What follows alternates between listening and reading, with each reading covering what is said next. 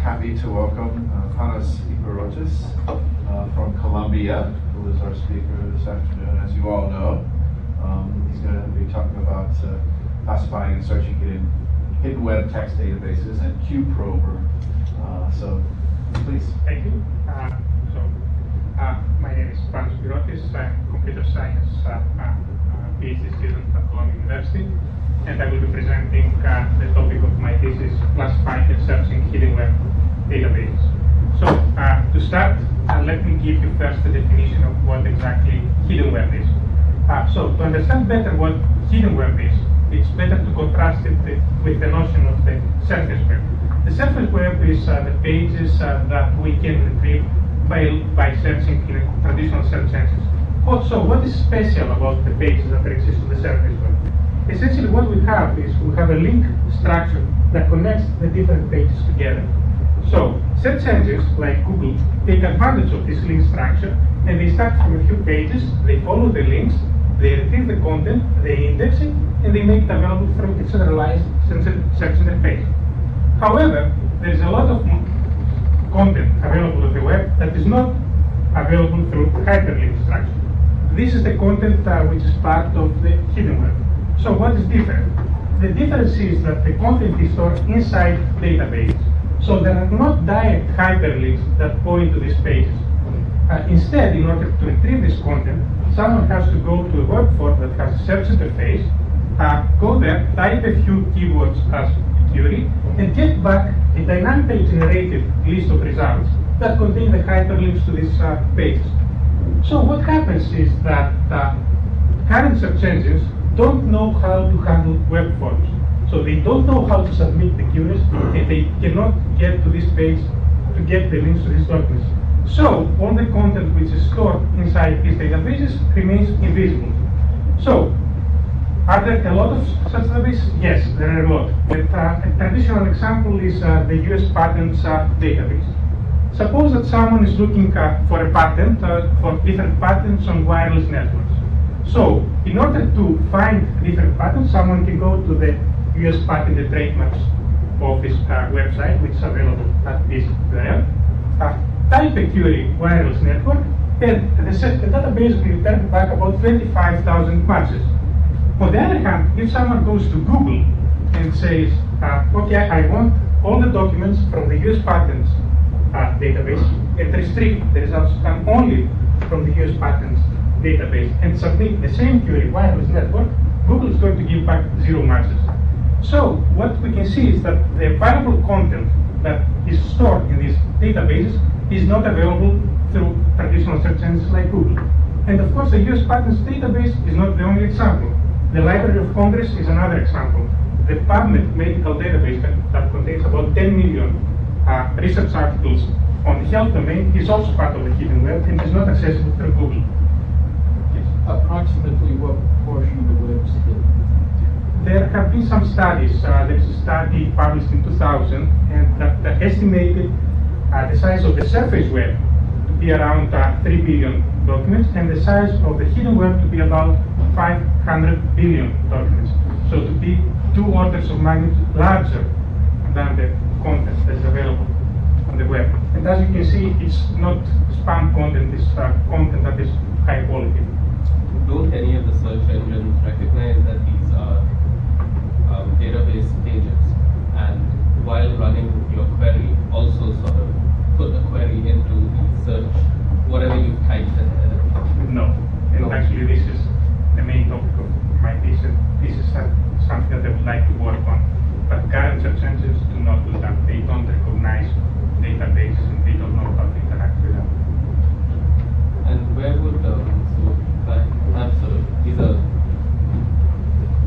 where would the websites that are built from sort of content that is stored in databases and dynamically generated every time you visit a page, those fall into the searchable web or the service? This falls, it's an unclear question to answer, but the databases that we are considering are essentially documents that are not dynamically generated. They exist, they are stored in the database, so we are not considering as separate pages all the pages that are dynamically generated. All these are real collections of distinct documents stored in the database and are retrieved through the search interface. They are really content providers that we are doing that. So they have a lot of content. They are not going to push hyperlink structure just for the sake of Google to retrieve the content. So the words sitting inside, so Amazon has this new database that stores full text and lots of books, right? So that can be a hidden. Actually, yes, this is another example of a hidden database. But Amazon's actual pages would not be. No, actually there is a hyperlink structure to retrieve the pages of Amazon. So because you can go to Amazon and browse, and whatever you can go through pointing and clicking is crawlable. Google will find it. If you have submitted query, it's hidden. So how would someone retrieve all this content and get the valuable content that is stored in this hidden web database? So, in general, people interact with information on the web using two main ways. One is browsing and the other is searching. For browsing, Yahoo is one traditional example. Yahoo editors gathered a lot of content of the web and manually classified it into a nice directory that people can browse and find information of interest. So, same thing applies to hidden web databases. There are some websites that are doing exactly that. For example, the invisibleweb.com database gathers databases that are available on the web and organizes them in a directory structure. For example, the US patent database in the invisibleweb.com website is classified under the legal patents category. So what's the problem with this approach? The problem is that all this hierarchy is populated manually. Humans have to actually see the database and put in the appropriate node. And of course, this is not a solution that scales. What I will present in the first part of my talk is how can someone classify the databases into this hierarchical structure automatically so you can have a solution that scales. So, the question is, if you want to access one of these databases by putting in a query, instead of queries is a lot potential. So, you want to tell us how to think systematically about a set of queries? I will come back. You will see different querying strategies that I will present. One querying strategy will be to automatically classify the database. We will observe the results of queries. And the other one will be how to automatically query different databases across the web without having to go manually to each database and query manually. Okay. Wait. So, classifying hidden web databases. So, what is the intuitive notion of classification? Suppose that you have the ACM digital library that contains papers about computer science. So, how someone would classify? What is the real classification of this database? We know that the ACM digital library contains a lot of documents about computers. We also know that ACM digital library contains mainly documents about computers. So, from all these 5 top level categories, we definitely put the database into the computers category. So, would we put it in any of the subcategories of computers? Well, we know that the ACM digital library contains a lot of documents about programming, hardware, software. But we know that its focus is not in any one of these subtopics in particular. So we can say that the ACM digital library is classified into the computers. So you wouldn't put it in the science, for instance?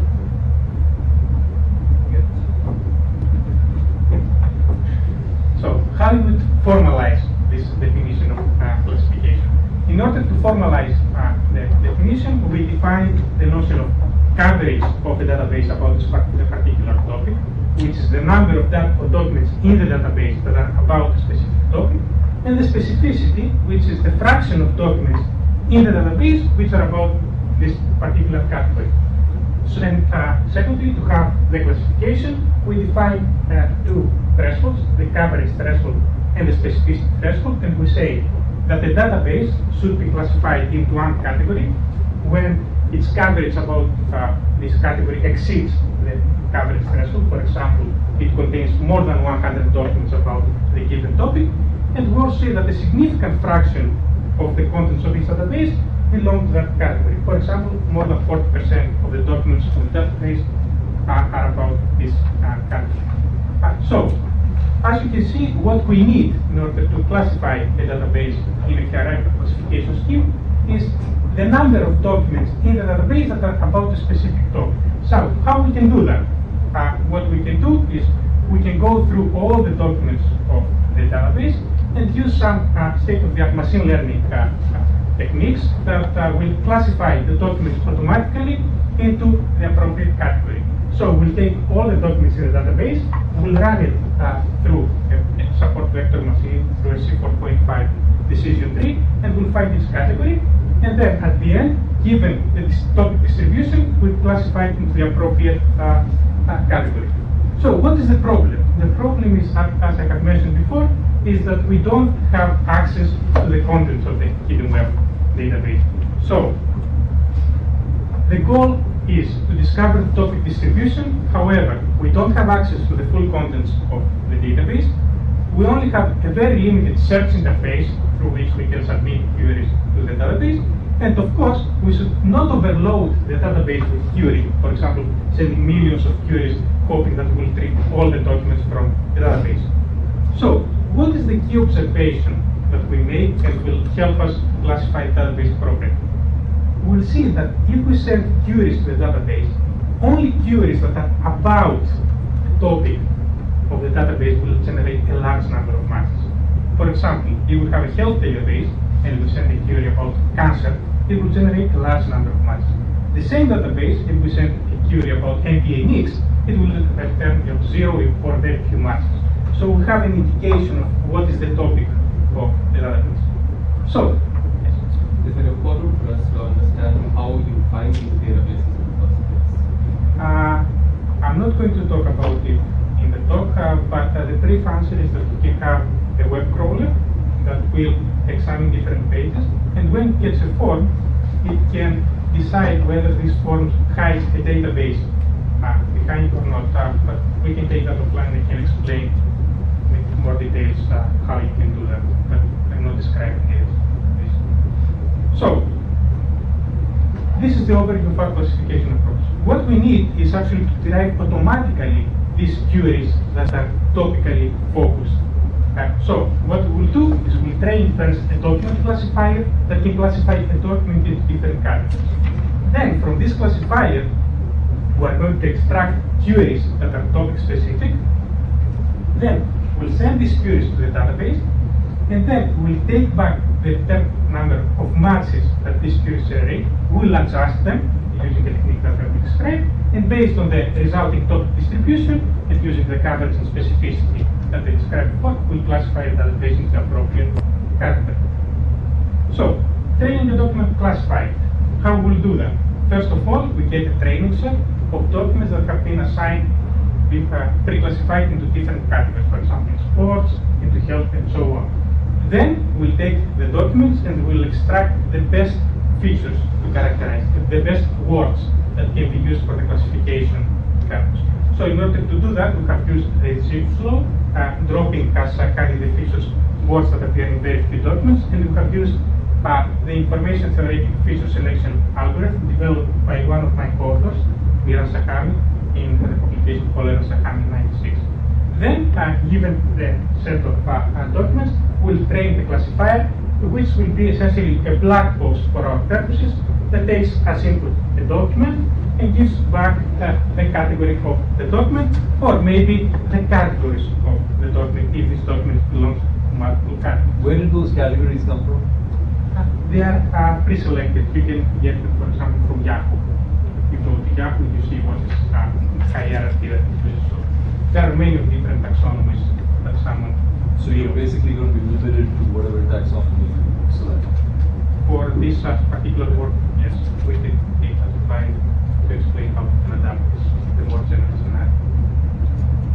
Will the documents that you use to train your classifier have to be from the databases that you will eventually use? No, and you will see that our method is quite robust. You will see that we have trained in documents that are coming from useful articles, and we have applied in the web at large. But I will come to that at the experimental section. So, now, given a classifier, we want to extract queries. So how we would do that? So if we have a rule-based classifier, like River, which essentially consists of a part of rules and the associated category, it is trivial to get the queries. For example, one rule might be if the document contains the word NBA and mix, then classify this document in the sports category. And the associated query would be NBA mix. And we know that this query is about sports. So if we have decision trees, there are rules that exist, that are tools that exist that can take this module of the classifier and generate the appropriate rules. If we have other types of classifiers, for example, linear classifiers like support vector machines with linear kernels or naive-based classifiers, then we have, for that case, we have developed our own technique for extracting set of rules from the model, and we describe in detail the algorithm, which is based on some data mapping techniques in our ACM 2003 paper. So, now, sorry if I'm being a little slow here. So you're going to take these documents and based on this classification, you're going to figure out what queries are associated with a particular category. So is the objective of this extract queries thing to say that, okay, for the category computers, I have the following 500 queries? Exactly. So, we have the queries associated with the different categories. What we are doing? So we take the queries, we submit them to the database, and the only thing that we observe is the result which comes and says, display the 10 first matches out of 706 documents that match this particular query. We don't retrieve any documents from the database. Just by using this number of matches, we increase the coverage of the particular category. We describe this algorithm in our two papers that I mentioned here. So, someone might observe that document classifiers are not perfect. The rules that are generated by the classifier might not match only documents about sports, for example. They might match documents from other categories. Also, the querying process is not perfect. We have queries from the same category that might match the same documents, and these documents might be double counted. Also, we have documents in the database that do not match any query at all. So, what we'll do? So, the solution is how to learn to adjust the results that are coming back from the queries in order to give back the real topic distribution. So, how we do that? We construct, during training, we can observe how many mistakes these rules and these queries make. So during training, we can observe that, for example, in our training set, 10% of the documents that were in the sports category have really matched queries that were about computers. So we construct a matrix that describes the typical error the queries derived from the classifier make. Now that's the same thing that your topic distribution gave back. If your in-sample and out-of-sample match, right? You get the topic distribution. Isn't that going to be the same as the confusion matrix? The topic distribution? Here and there. No, earlier on in one of your slides, you have a topic distribution coming back, right? So that will say 80% of these are associated with sports, 10% with, right? So it's the same. Exactly with this observation that we're going to use now to adjust the results to get back the real topic distribution. They're not the same because you don't know the real answer. You don't. But if the query were robust, that is the confusion matrix you should expect. If the query is robust, well, that it's not overfitted. You need to know the right answer to get the confusion. Okay, go ahead. I have a simpler question. I think. I mean, how do you know whether you have documents that did not match any keywords? well, when you train you your know how many documents there are in the database. I mean, that was the whole point, was you couldn't access those documents. So how would you know that they didn't match any keywords? How would you measure? when you train your classifier, you have also a training set that you can measure its performance. So if you run queries that training set. Sometimes some of these documents are not going to match any of the rules. They're going to fall into the so-called default category. But silently will go in one default category that will minimize the overall error. But in terms of queries, no query is going to retrieve these documents from the database. Okay, so this sort of. So this is a heuristic that says They're lost. But They're lost to your system. no, I'm going to actually recover. But you mean that what this whole sort of learning loop that you're going to find is still on some training set. It's not actually based on. No, it's on a training set. How do you create the training sets so they're representative of the underlying databases that you don't really know they're That's a nice question. So we were worried at the beginning that our training set might not be representative. But what we have seen is that it's quite easy to generate queries that are closely associated with specific topics. So what we have done, and we have verified this, we have taken newsgroup articles from Usenet, and we have created queries, and then we have applied that to the web, and we had a very good performance. I will talk to that about that in the training. But we really were worried about that, but we have seen that it's not something that we should be worried about. So, as I was saying, we have the results that come back from the queries, and we have this error matrix. So, how we can go from that to the real topic distribution? An interesting observation is that the result of the query is something like the multiplication of this confusion error matrix with the real topic distribution. These are the real number of documents in the database that are about the specific category. So, given this real topic distribution, this confusion matrix, we expect to get back these results from querying. So, the interesting fact is that essentially this multiplication can be inverted. And we can get from these results to these results. So, why this process can be inverted? The confusion matrix, as we described, is for most classifiers is diagonally dominant, which means that the classifier is going to make more correct decisions than incorrect ones. So, since the matrix is invertible, we can multiply the results that we come back from probing to get back a closer approximation to the real top distribution. And of course, this is a heuristic. This is not perfect, but we have seen that it works quite well to improve the classification results. So, I have described all the steps of the classification process, and I have said, as in one type process, we get a classification hierarchy. We train classifier, we extract queries. We start querying the database. We get back the number of matches. We identify the topics in the database, and according to the result, we get back the classification of the database. Yes. I now forgot what was the purpose of this exercise. Let me explain. One purpose could be, oh, I just want to recover many of the hidden documents as possible, and then I can work on them. Steal them out, and then put them in my data. Another would be, I want to be able to answer a client's query without actually having stolen all the data. Is that the second? Actually, I'm going to talk about the second question at the second part of my talk.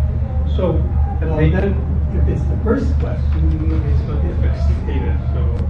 So what is the goal of this exercise? The goal is to find what is the category of the database and put in the appropriate directory so that users can go and say, what I'm looking for today, I want to find a database that contains patterns. So I will go to the directory that is constructed automatically. I will browse through the directory, and I will find an appropriate database that I can query. So you're going to answer questions about in terms of categories. This is kind of an intermediate area for category. If I have a question about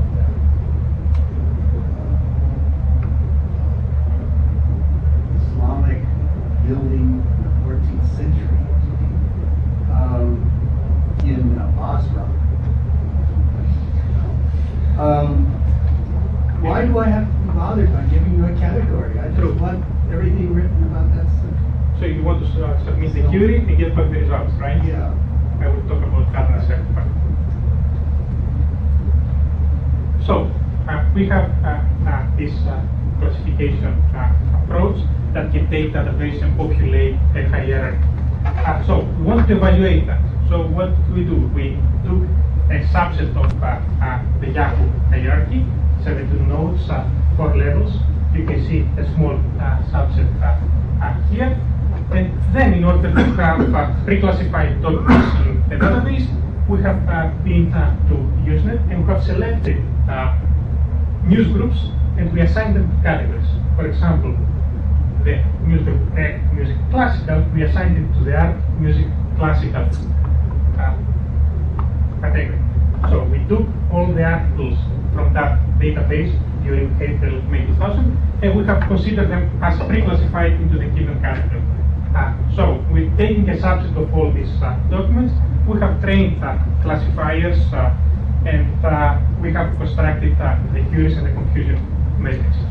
Also, using 80% of these articles, we have constructed 500 databases locally that we knew exactly their size, their topical distribution, and everything to run detailed experiments. And of course, we also wanted to see how robust is this technique, how this technique generalizes on the web, and we have created a subset, test set of 130 real web databases that have been pre-classified from the invisibleWeb.com website into pre-specified categories that we have used as the golden standard. So, some of the results from the control databases. We have tried different specificity and coverage thresholds, and we have seen that the accuracy of our classification technique was above 80%. We also tried hierarchies of different depth, and we have seen that the accuracy decreased very gracefully as we increase the depth of hierarchy. And finally, we have seen that the confusion matrix adjustment that I have described before really helps to improve the results of the classification. Finally, we have seen that the technique is generally efficient as it requires less than 500 queries sent to the database to do the classification. And moving to the web set that gave us a better idea about the performance of this technique, using the same queries generated by newsgroup articles, we have seen that we had a performance of about 70% for the best threshold combination that we had to learn and we validated using triple cross-validation. And for the web databases, we had to send only about 120 queries to each database to get this classification with 70% accuracy. Also, the queries that were generated were in general small. They were from 1 to 4 words and in general 1.5 on average, and most web databases can easily handle such queries. Are you going to tell us anything about the sequence in which you chose to send queries to a database you knew nothing about? Or am I to assume that you utilized the fact that you... Are we treating these databases as like, no, I know nothing about this database and I'm going to just start sending? So I didn't actually give the algorithm which is described in the paper, in the Torres paper, but the main idea is the following. You start first by sending queries about the general categories, general top-level categories, sports, health, computers, and so on. Based on the results, and when you see that one topic generates a large number of matches, you go deep into that category and you ignore all the rest. So, does this answer your question? Just one other clarification question. These 120 queries, are they learned? Yes. They learned. Now, I assume that if you restrict the number of words you want in the query, that would impact the number of queries that are learned. So if you say, I only want 2-word queries versus 7-word queries, the result is going to be totally different. Yes. So we have opted to restrict the length of the queries to small lengths in order not to overfit the training set. The larger the queries, the greater the chance that the query will overfit the training Right. It will not be representative of the general population. Right. So this 4 words, is this something you arrived at as something that tends to give you the most robust query? This was really an outline. There were very few 4-word. Or rather, queries. 1.5 words. That's something you've determined empirically.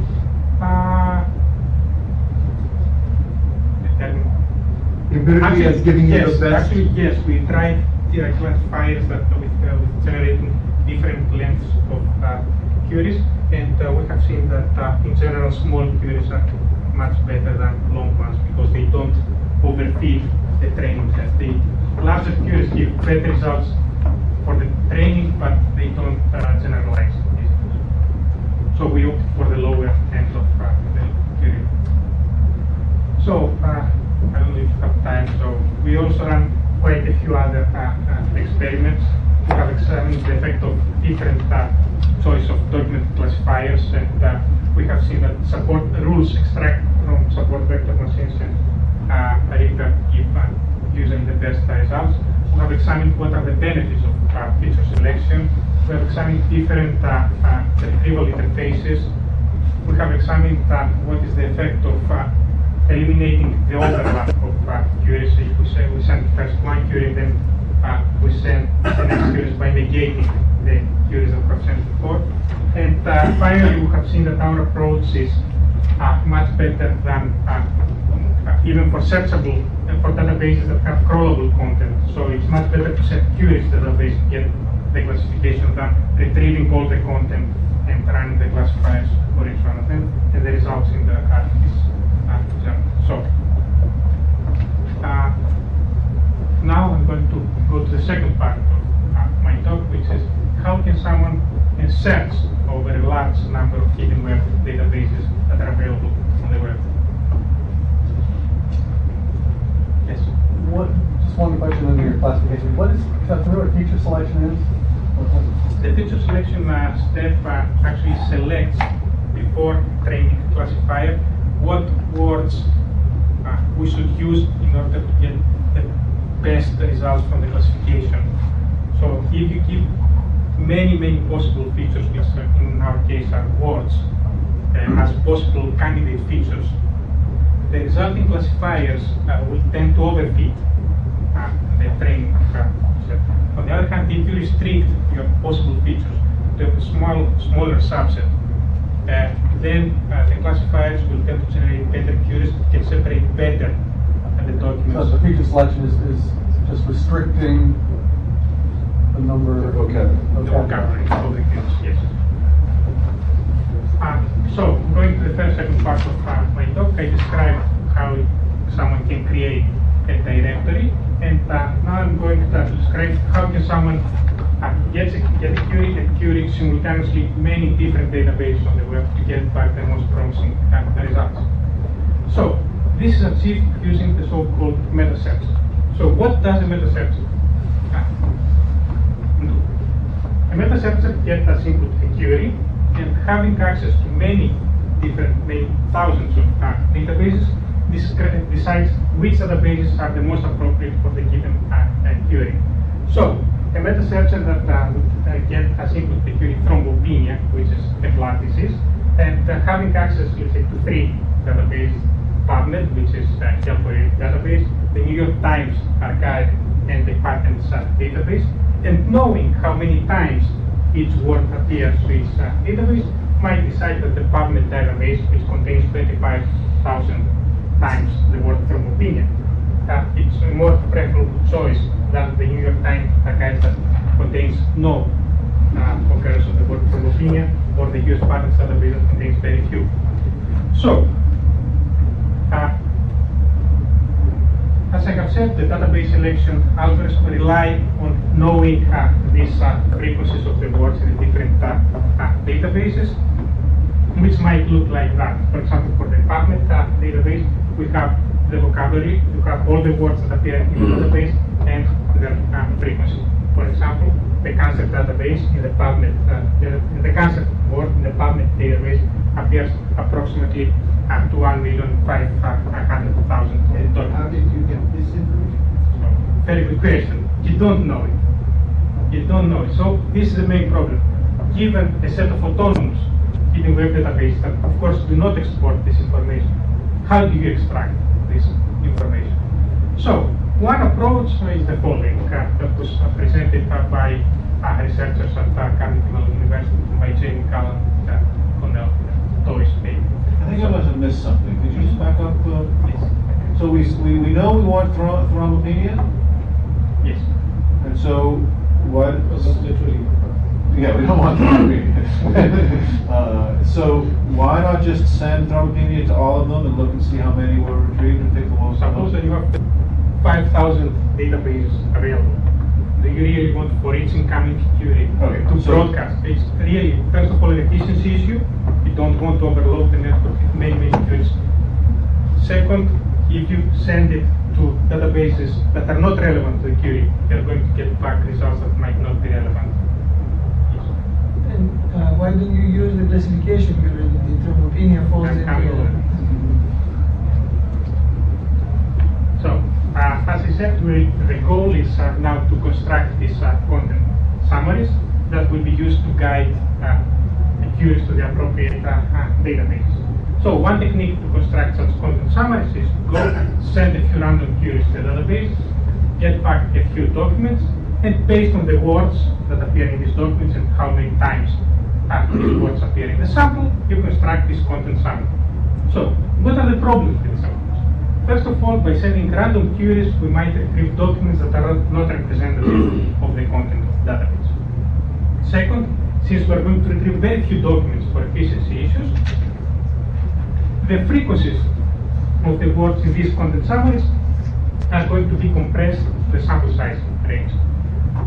Third, the summaries that we construct using the sample-based approach are going to be highly incomplete. They are not going to describe all the content that exists in the database. So let me go into these problems in more detail. So first of all, we have seen that random querying of the database is going to retrieve some non-representative documents. How? So how would you solve that? So what we have done is we have taken the previous classification algorithm that sends queries and yes. So the task that you're trying to accomplish here is to create that dictionary, basically. So why does it matter whether, I mean, it's not as if you're retrieving documents. I thought you were just counting the number of occurrences of documents containing that word. Yes. Because why can't you send 100,000 words to each of these databases, store that somewhere, and then use it later on? For efficiency issues, you cannot really overload the database to send millions of queries to the database and retrieve all the contents of the database to construct this content. I don't have to do it every time someone gave me a query. I mean, I probably have to do this once. Yes, but if we really want to send even once 1 million queries to the database. Well, are you sending it through the internet, or do you retrieve the database and then work on it in your own computer? Through the internet. Well, what about just getting all the databases, storing them in your own? But it's a problem of hidden web database. You don't have access to this content. You have to have this. You have to have a computer the size of the union of all of the computers on the web. Right. Not to mention they're not for sale. Yeah, right. Oh, proprietary database can steal them. And they get a data. Well, I think I this don't should have- come in the discussion. Never mind. Yes. I don't have 500 times the disk space that Google has in order to store all the. So what So we're the doing? answer to my previous question would be you just didn't want to. This I this don't would be want to overload. too intensive. In principle, you can send each possible word to the database and see how many times, how many documents must be word, but this is extremely expensive. So what we are doing is we take exactly the same classification algorithm as we had before, but now for each query we are going also to retrieve a few 3 or 4 documents for each query, then construct a representative sample of the contents of the database that will be derived from the areas of the database that are topically dense. Since the queries are focusing only on the topically dense areas of the database, they tend to retrieve representative documents from database. So, second problem. Can I ask just a clarification on the previous? So the previous issue was about submitting all these words, but and this I think goes back to Roy's question before, is it that you need just the counts for all the words or for all possible queries? For the words. For the words, okay. You don't want to, because it would be better to have summaries that would describe all possible combinations. They are just very big, and you cannot even store such so big descriptions for each database. So, second problem, we have a database, we sample it, we have a database of 1 million documents, we sample it. So in the sample, now the word cancer that appear in almost in 1,500,000 documents, in the sample occurs only 50 times. So the information that we have here is not representative of the real sample of the real size of the database. So the key observation, how we can adjust that. We know that the number of matches generated by a query reveal frequency information. So how we can exploit this information? First of all, we know that zip flow connects empirically the rank of the words in the database with their frequency. So this is the zip flow and the associated parameters. So from the sample, and given the word frequencies of the word in the sample, we know the rank of each word. For example, the word liver in sample is the 12th most frequent word, so it has rank 12. Also for the words that we have sent as queries to the database, we know their real frequency according to the number of matches. So what we have is we have the rank of the words and we also have the real frequency. So what we are doing, you actually know that. I mean, for some of these queries, you're sending multiple words at once, right? So how do you know the frequency? we only use the one word queries. We could exploit the information that comes from two word queries as well, but I'm not going to describe. So, given that we have rank and frequency, we can estimate the parameters of this distribution by applying the curve fitting method that now gives us the word distribution in the real database. So, for all the words that we don't know the real frequency, we go and adjust the frequency to frequencies that are more closer to reality.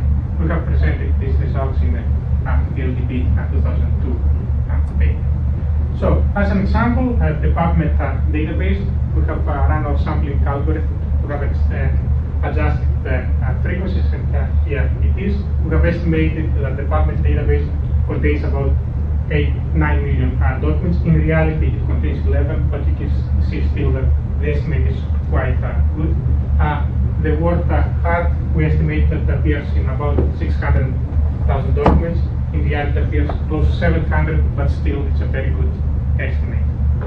So we have extracted this content summary sending less than 200 queries, and at most we retrieve 400 documents. In reality, we have retrieved about 400 documents to construct this summary. So, another problem. Given that we have retrieved only a few documents from the database, if the database is big, we're going to miss a large number of words that appear in the database. Zip flow dictates that many words in the database appear in relatively few documents. For example, the word endocarditis, which is a disease of the heart, appears in only 9,000 documents out of the 11 million documents in the PubMed database. However, we really want to send a query about endocarditis to this database. It contains a lot of relevant documents to that query. However, doing a small scale sampling, what we're going to get is we're going to retrieve only very few words from the database. We're going to retrieve only, let's say, the top one most frequent words by retrieving only 300 documents from the database, and we're not going to have in the constructed content summary 99% of the words that really appear in the database. So, the following here is a big challenge. How you can improve the vocabulary coverage of the extracted samples without increasing the sample size. So, the main observation is that database classification can help in that sense. Databases that have similar categories, they tend to have similar word distributions, and it can be used to complement each other. So, for example, given two cancer-related database, cancer-linked and cancer fact, we have run our extraction algorithm to cancer lead, and we have seen that we didn't discover the word metastasis. So does this mean that the word metastasis doesn't occur in the database? Well, what we can do? There are other databases about cancer. We observe the word distribution that we extracted from the database. We can see that in the cancer backup, the word metastasis occurs. So we know that both databases are about cancer. So this database gives us information about potential words that could appear in this database. So how would expand? How would you use that? So why didn't it appear in cancer lead? You didn't sample one. No? And it's there, but you just didn't query it. It is there, but we sampled with 300 documents from database. We are going definitely to miss many words. You just got unlucky. Yes, I mean, we are going to be unlike many words given. Because of Zipf's law, you're going to miss one vast majority. You get the most frequent, you lose the tail, the majority of the tail. So, what would you do? So, knowing now that databases under similar categories tend to have similar vocabulary, we create the word distribution for all the databases that are under cancer. And we can use this distribution to augment the summaries that we have for the cancer database. Of course, we can expand this notion to higher levels of the category. We have a database under health, a more general health database. Is the information about how often the word metastasis occurs in the health database useful? Yes. Cancer databases are also health databases. We expect that the similarity they will be similar, not as similar as the cancer category, but still similar. So what we do is we have multiple estimates about how often a word appears in the database. We have the estimate for the database, given the sample. We have another estimate for the parent category, the cancer. So we have another estimate for the health. So we have multiple estimates for the same word. What are the characteristics of these estimates?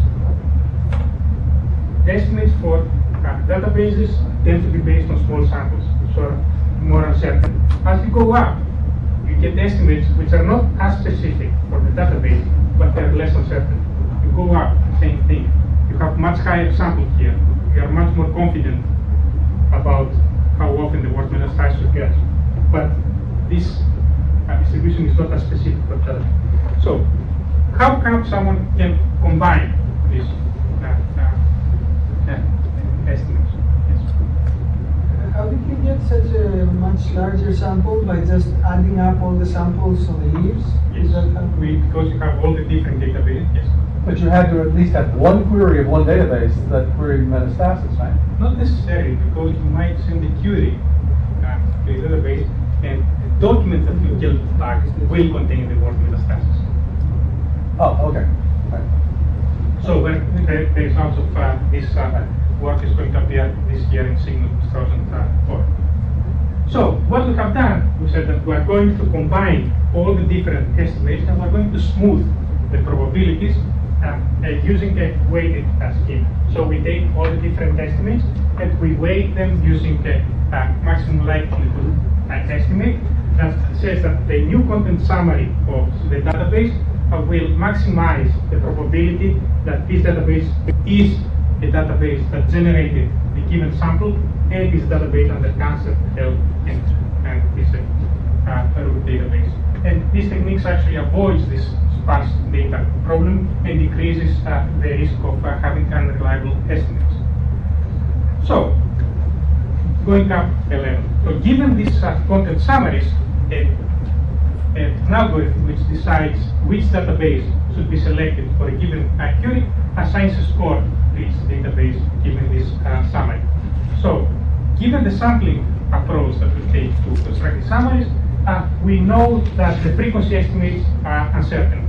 And of course, the score that we're going to assign to the database is uncertain. However, sometimes when the database is small, the estimates that we get for a given query we're very confident. We know that the score might fluctuate a little bit if you have access to the complete contents of the database, but still we are very confident about the scores that we would assign to the database. So what we would do, we'd say that we'll examine how uncertain is the score that we assign to the database, and if the score is very uncertain, we'll apply this smoothing technique, the shrinkage, to improve the estimate. If we are very confident about the score that we're going to assign to the database, then we say the estimate is reliable enough, we don't need to improve it, we don't need to correct it, and we take on the existing score. So the question about that, is this just a binary decision whether the confidence interval is narrow enough you don't do it and otherwise you do? Yes. Have you thought, is there a way to use the confidences to assign the lambdas? Actually, but let's discuss it offline because it's complicated. What we have seen so far is how we can extract reliable content summaries from database.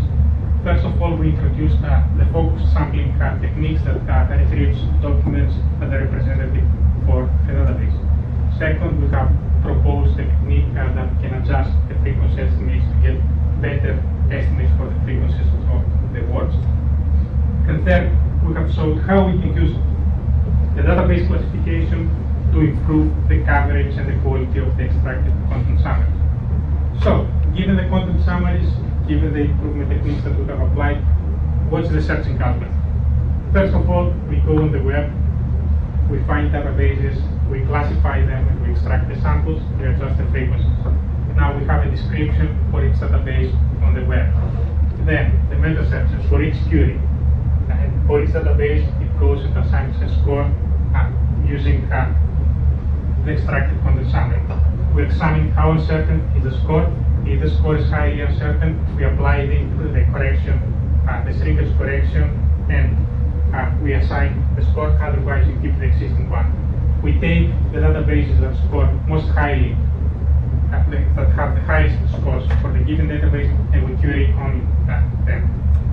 So, in order to evaluate our techniques, we have used two standard tests from the text retrieval conference, very standard conference for evaluating the performance of information retrieval systems. We have used 200 databases and 100 queries with associated judgments of which documents in the database are relevant to query and which are not. We have also examined the quality of the extracted content summaries and what is the effect of the different techniques that we have used. And finally, we have examined how accurate are the decisions of the meta searchers if they send the queries to databases that have large number of relevant documents. So, in brief, the results, first of all, we have observed that the shrinkage technique improves the quality of the content summaries without having to increase the sample size.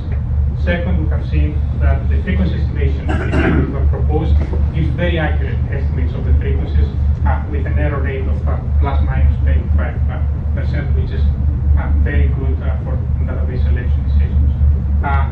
And then, to evaluate how good the search results, we have seen that when we apply frequency estimation, the search performance increased by 20 to 30%.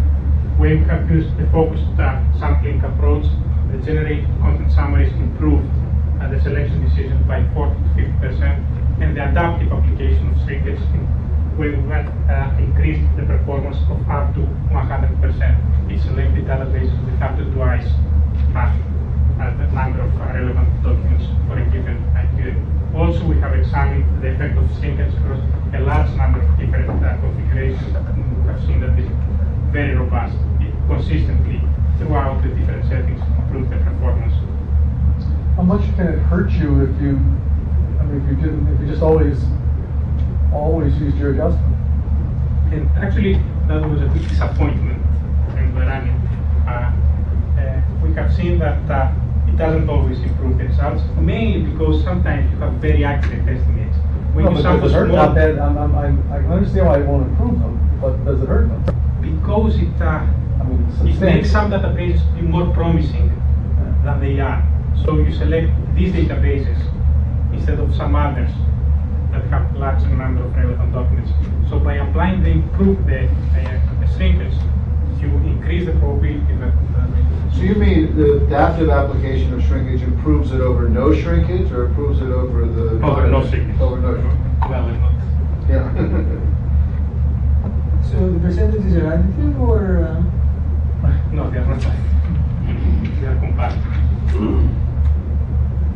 We also run other experiments. We have run experiments to see how the improvement, how the quality of 300 real, how the content summaries generated from 300 real web database improve. We have examined the effect of different database selection algorithms.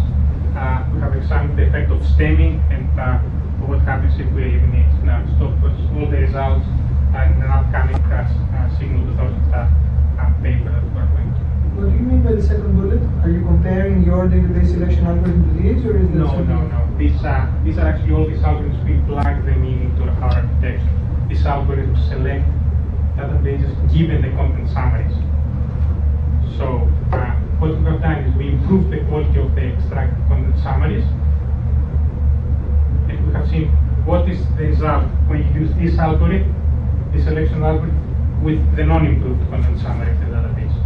What are the results if you improve the quality of the content summary? We have observed that the improvement is quite very consistent. So, wrapping up, the overall contributions of my thesis is that I presented a technique for supporting browsing and searching for the hidden web databases. There is no need for cooperation. Techniques work with completely autonomous databases on the web. There are scalable. What is an autonomous database? A database that is not going to help you at all in your task. It's there, and the only thing that you can do is search. Nothing else. It's not going to provide you any statistics about its topics, about the things. And last but not least, this technique is not restricted to hidden web databases. You can run these techniques over any database that have a search interface, no matter if you can retrieve the contents through crawling or not. And everything that I have presented is implemented and available through the SDARTS tool. So, we're going to have time. You can hear a little more. Okay, so the SDARTS toolkit is a protocol and toolkit that was developed at Columbia University that can allow users to create easily such meta searches to search over collections of text documents that someone can store locally, over collections of XML documents that might be stored locally, and searching over a large variety of different hidden web databases with a variety of different interfaces that exist on the web. So, by constructing this SDARTS toolkit, we have built on existing protocols that exist for digital library interoperability. We enable users to access transparently local collections of documents, remote collections of documents, and we don't require any programming for this, for building this infrastructure. For each database, the SDARTS toolkit extracts automatically the content summary, the classification of the database, and also extracts the technical level of the database. We applied this in a medical context, and we were classifying databases according to whether they are focused on researchers or doctors, or whether they are patient-oriented and they have articles that can be understood by a lay audience. As I said, I can describe this offline, but I don't describe it. So there's that we used to build the search component of the Columbia's Percival Digital Library project, which is a 5-year, $5 million NSF project that combines 3 different departments at Columbia. The toolkit is open source, anyone can download it. We have about 1,000 downloads since January 2003. And in order to develop this toolkit, I have coordinated development, and I have supervised 8 students, undergraduate and masters, to implement and have this toolkit available. We have presented the results in 2 digital libraries, ICM, IEEE conferences. So, wrapping up, I will give a little bit of overview of what I'm doing right now. We know that databases on the web, they are not static. they tend to change. So how can we decide how often we should update our descriptions of the databases? In order to do that, in collaboration with researchers at UCLA, we have examined 150 aware databases over 52 weeks. We have examined how the content of these databases have changed and have modeled the changes using survival analysis techniques, in particular the Fox proportional hierarchy model. And we are currently developing updating algorithms that contact the database only when it is necessary by looking at some features of the database. And we also develop techniques that improve the quality of the content summaries by exploiting the history of the samples that we have extracted. A little bit of something else that is not related to the hidden web research that they have done. They have collaborated with AT&T researchers to build approximate text matching algorithms inside relational databases. In relational databases, we also have data which are strings, and if we, for example, in AT&T, we had databases that contain customers that were subscribed to one service to the other service, trying to associate the different customers due to typing errors, different formattings, and a quality join wouldn't work. So we had to develop algorithms that would match approximately similar strings. We have developed the algorithms by completely inside the relational database systems. They are completely implemented in SQL. They are developed, they can be deployed in any database, so you don't have to import export data. And it's a very crucial block for building on top of this approximate text matching more sophisticated data cleaning applications, and we have seen that it actually works very well. And we have presented the results of this work in two conference publications, PLDB 2001 and WWF3. So, yes. Can you go back to that one just for a second? I just want to make sure I understand what you just said. Is that you can do that approximate match with an SQL query directly, Yes. using built-in SQL primitives, Yes. like SoundX, whatever. I think they Not soundings, but even soundings. Even simpler. We generate the approximate join into a volume join, and then we generate the results. I have all the scripts available on the web. I can give you the URL. You can download it. If you want to apply it to any database, you can. So, a brief glimpse into future work. So, we have described how we can interact with the hidden web databases, but there are, of course, a lot of things that should be done. For example, it's Friday night, you want to search for good indie movies playing in Europe now. So you go to Google, you type the query, and here you get. This is the result that I got yesterday. So, Seattle Times, an article about a 9-year-old drummer race of drums. So, absolutely nothing to do with the query. So, does this mean that there is no content on the web to answer this query? No. If you break this query, you will see that. Good databases, you can review databases to get which movies are good. Indie movies, you can consult movie directories, you can query them to find which movies fall into that genre. Playing in Europe now, you can query the ticket database and you can find the movies that are playing right now. And there are different databases that can provide the information to all these queries. So, in the future, how we can actually create a service that can answer such queries. First of all, we have to learn how to interface with the different databases. Which databases can answer such small sub-queries. We also have to adapt the database selection algorithm that we have. There are multiple databases for tickets, multiple databases for movies. How we can adapt them. And the long-term personalization. Well, I don't like the reviews that are coming from that website, so don't query that website to give me back the reviews. I really like the other one. So ticket databases. Of course, other things that are interesting. How you can develop the most efficient query plan execution for such queries to run the queries fast across different databases. Security.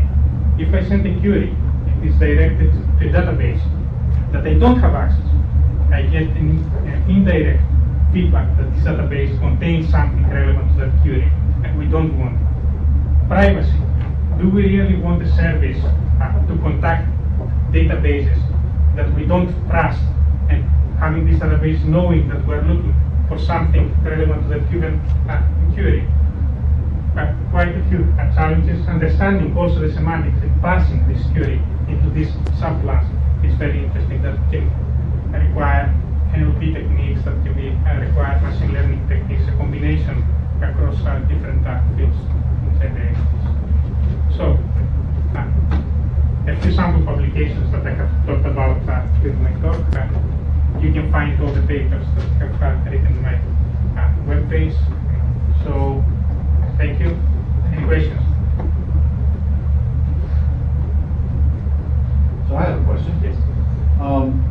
So you presented results on sort of accuracies and stuff. And how do you know those are any good?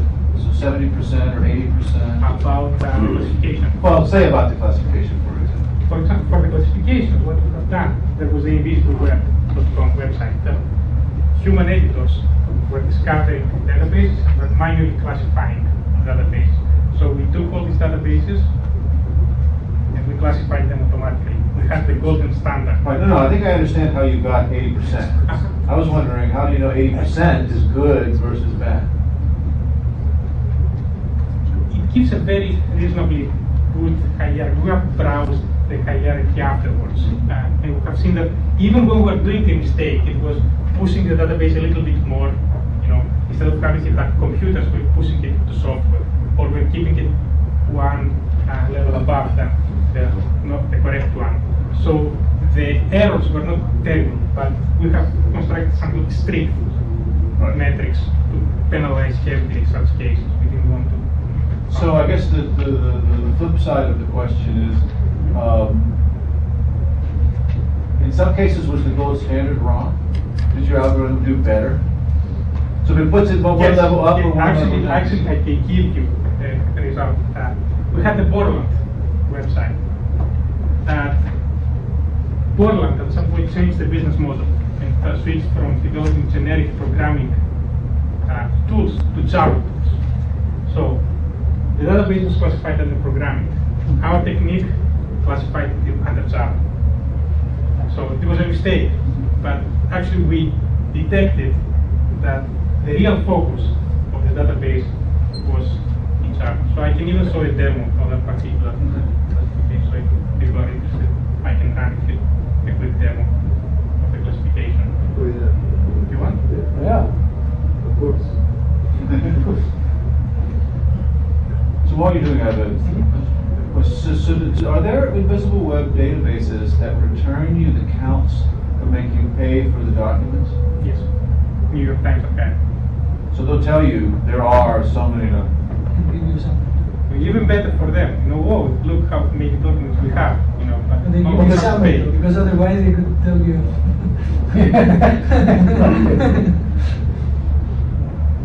Yeah, we have everything you ever wanted to know. We just. $49.99. I guess, that was sort of a answer, I guess, to my question. You claim we don't use the documents, we just use the For counts. the classification. Yeah, and so I guess my question is, why not use the documents if they're there? You don't want to have an extra step for efficiency reasons by retrieving the documents where you don't have. It's much faster. You can classify But it database gives just you, by in most yourself. cases, so it gives you the, I guess my impression was it would give you, there are 100 documents and click here to get them. But instead of having one interaction, you could have 101 interactions. Well, you would have to get them all, you get the first 10 or something like that, and maybe that could, So a demo. So I have a few sites here in the car. So I have Google, I have Java, and Samsung. I have let's try the John Hopkins Range service. So what we are doing, we start sending queries to the database that are closely associated with the top level categories. So we observe the number of matches generated from different categories. Let me take this. So after the probing finished, here is the top distribution that we detected. There is a very clear peak in the health category. So what we detect, having set a specificity threshold of 50%, we say it contains more than 50% of documents are about health. It contains also enough documents, more than 1,000 about health. So we have rejected the other 4 top-level categories. We say it's not a sport, not a science, not computer, not arts. So we're going to focus into the subcategories of health. So we start sending the queries for the 3 subcategories of health. Again, a clear peak for the diseases category, just observing the number of matches for different queries. We go to the subcategories of diseases. Again, same thing. We send queries associated with AIDS, cancer, diabetes, heart. Here is the. So you're using the queries that have been pre-generated in the first phase of the training? Yes, from news groups. These are news group. These are queries generated by news group publishers. They are very robust. The technique can generalize very easily. So we finished. We send and we say the John Hopkins AIDS service is classified under the AIDS category. AIDS was the leaf. Yes, we stopped it. We don't have any more subcategories. So after you classify this, you see the value in actually retaining the score that it got when you made the classification. Can you use that in any way? Sort of? Yes, actually, we're thinking here. I can better describe that offline, but especially for databases that have multiple topics, what we can do is you can keep this information about the percentages. So even if the database contains 30% documents about a particular category, you want to know that these 30% are candidate answers for queries that will be about that topic. So kind of a sort of mean question. So for how many of these databases couldn't you get to the leaf by their title? we have tried that approach. We have tried. Or like the front page. We have not only front page, we have tried. This is technique proposed by Oren Etzioni at the University of Washington. So what he was doing, he was looking at the front page, the cells. He was also taking the information from the backlinks. Yeah, the anchor text. The anchor text. We have tried that. The problem is that the summaries that you get in that case are even sparser than the ones that you get from Sunday. Or for classification, not for content summaries. Not for the content summary part, but for your classification. For the classification, well, again, they are very sparse. They cannot provide. They don't provide enough information about the queries to generate the appropriate topic distribution. But it would send me to AIDS for this one, wouldn't it? Well, for this one, we describe AIDS, yeah. For this one, we describe okay. But in general, you have found it's not working. Okay. It's good that you looked at it. The results are actually in the field if it's possible. Okay. Cool. Also curious and sort of along the same lines, you go through this sort of fairly elaborate process to come up with a set of target queries. Okay, well, whatever. Through a few slides of work. I think it's elaborate. All this works because the extraction, okay, for the extraction. these trivial sort of steps. Are there sort of alternative approaches to coming up with that? Because, I mean, this is a small set of words associated with the category. It's not like millions of words, it's like a few hundred words. I mean, do you think you'd be better off by, sort of outsourcing or like, by giving that particular piece of the project to like, human beings, human experts actually come up with the queries rather than people that are running? We haven't tried it. There were people who have tried that. Actually, it was in the West Law Group, if I remember correctly. They had someone, a domain expert, to go and create queries automatically, or not automatically, manually, and send them to the database to do exactly that. We have talked to them, and they have started using They cannot get human experts that easily to go and create queries automatically. It seems like the same answer to the knowledge engineering problem with expert systems back in the 80s. It turned out that the humans couldn't actually really put the rules together the same way they could pick cases and have. The problem was not that they couldn't pick. The problem was that they were getting paid to do that. So it was an expensive process to have a lawyer and pay him. I think this was the same problem with the.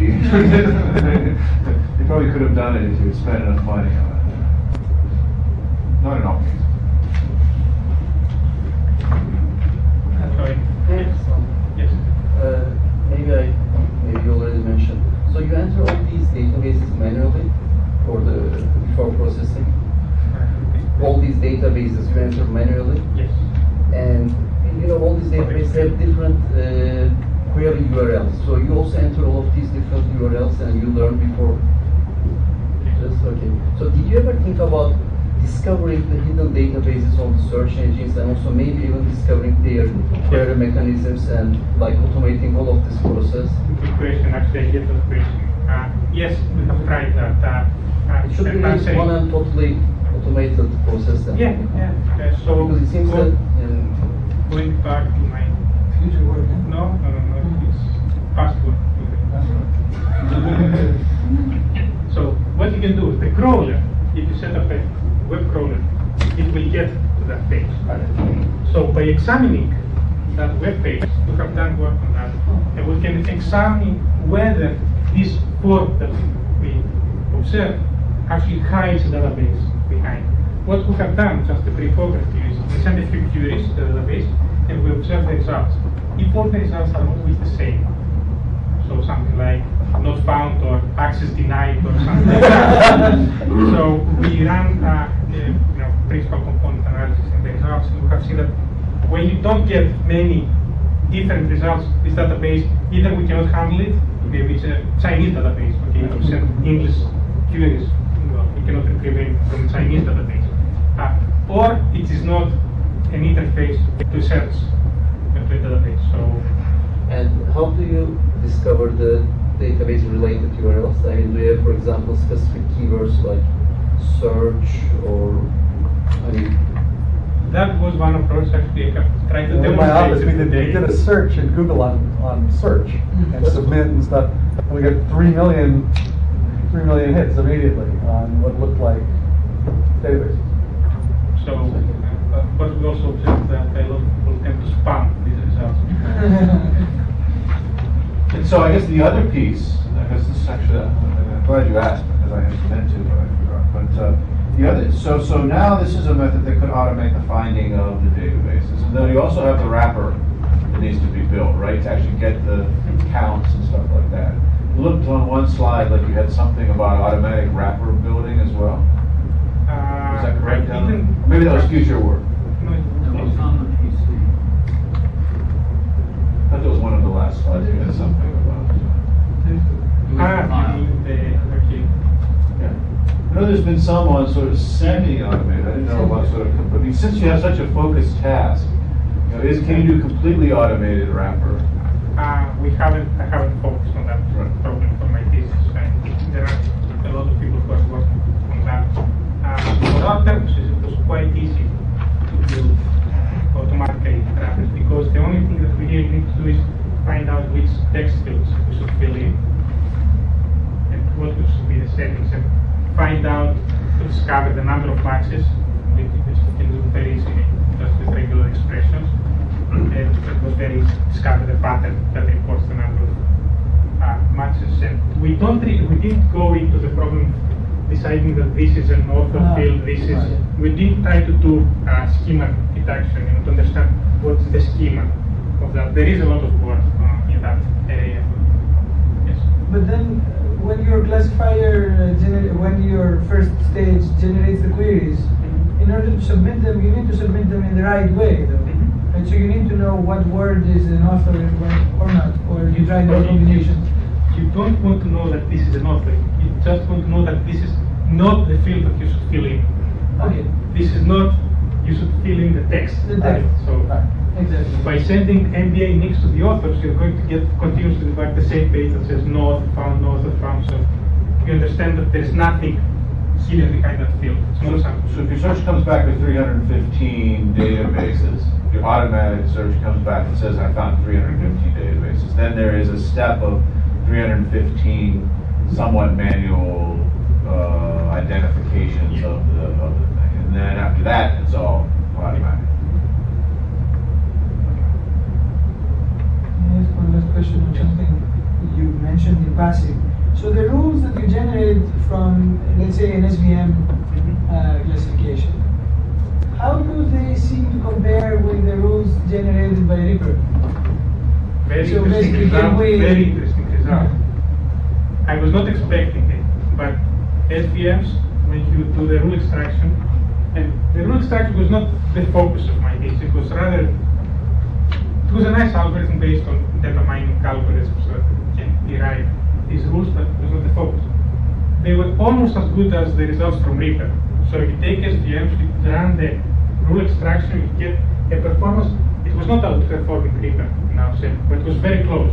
Plus they What were- was the SVM not outperforming or the rules extracted not performing? the SVM in general outperforms. Right.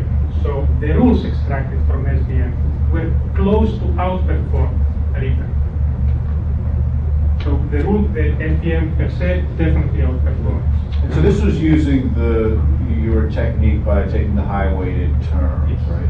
If you had done something like Craven's style, would it then, did you try it? Does it get? I didn't tell it, okay, I was thinking of getting the software to apply for, to get neural nets into the picture as well. But I just might use his algorithm on the SVMs and just learn a rule set from on we could see the interesting also there was the work by Stig Lawrence www2 extracting rules from nonlinear SVMs. A couple of months ago, we're thinking of doing that for polynomial SVMs and binary features to get back rules directly. With a second order polynomial, maximum 2 words per rule, and get back directly the rules from SVMs. We have tried a few things. We didn't run the whole Right. No, no, I'm just curious. so I I'm just don't have results. Anything else? Well, thank you very much. And we have our usual reception upstairs.